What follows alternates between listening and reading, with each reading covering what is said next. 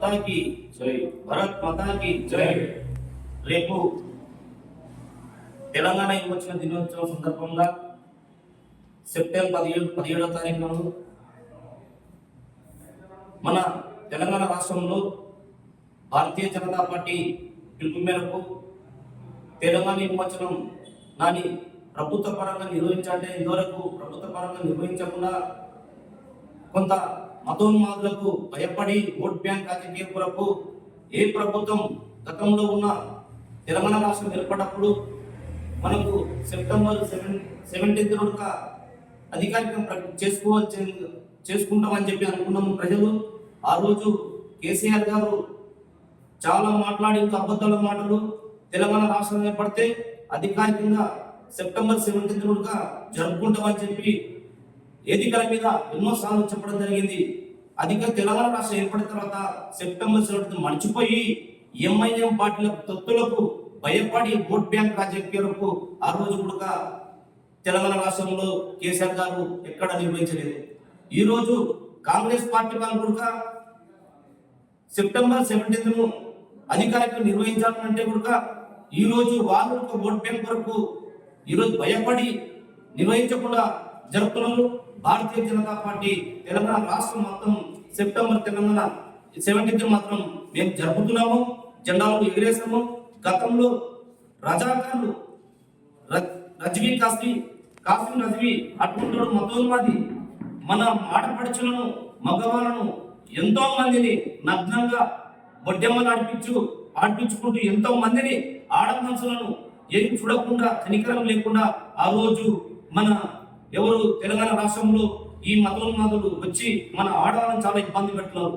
కాకపోతే ఆ రోజు స్వతంత్రం 1947 స్వతంత్రం వచ్చిన కూడా మనకు సంవత్సరం అయిన కూడా ఇక్కడ స్వతంత్రం రాలేదు.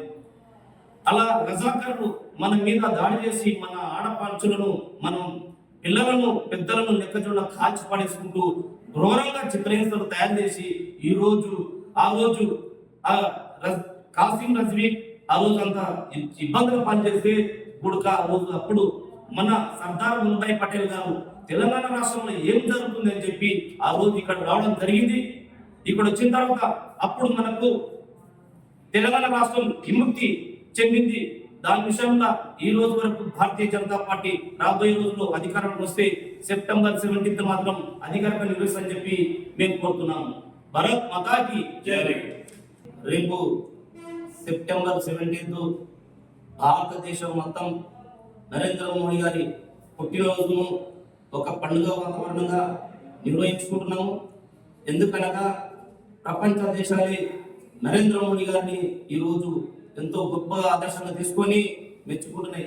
మొన్న అమెరికా ట్రంప్ గారు మోడీతో ఫోన్ చేసిన మాట్లాడినా అవి చేసిన అని చెప్పి సింధూర్ దాని విషయంలో మొన్న అబద్ధాలు చెప్పిన మాటలు ఎన్నో చేసి భారతదేశంలో ఉన్న సరుకులను కొంత విదేశాలకు వెళ్తుంటే దాన్ని సుంకం పెంచినందుకు ఈ రోజు నరేంద్ర మోడీ అతనికి ఏం రెస్పాన్స్ చేయకుండా ఇలా ఎన్నిసార్లు ఫోన్ చేసినా కూడా ఈ రోజు అతను అమెరికా నుంచి రాయబారిగా భారతదేశానికి పంపడం జరిగింది.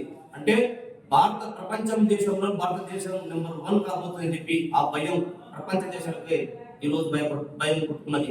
అలాంటిది రేపు నరేంద్ర మోడీ గారి జన్మదిన సందర్భంగా తెలంగాణ రాష్ట్రంలో కానీ మన వనపర్తి జిల్లాలో అన్ని మండలాల్లో మన యువత అంతా కలిసికట్టుగా ఉండి వాళ్ళు బ్లడ్ బ్యాంక్ నిర్వహించి బ్లడ్ డొనేషన్ చేయవలసిందిగా కోరుతున్నాం. తెలుగులో న్యూస్ కి ఫాస్టెస్ట్ యాప్ ఇప్పుడు టోటలీ న్యూ అవతార్లో జస్ట్ 5 seconds లో కంప్లీట్ న్యూస్. సోషల్ మీడియాలో ట్రెండ్స్ కి one stop solution. Live TV app voice search option తో ఇప్పుడే డౌన్లోడ్ చేయండి లేదా అప్డేట్ అయిపోండి. యాప్ లింక్ డిస్క్రిప్షన్ లో ఉంది.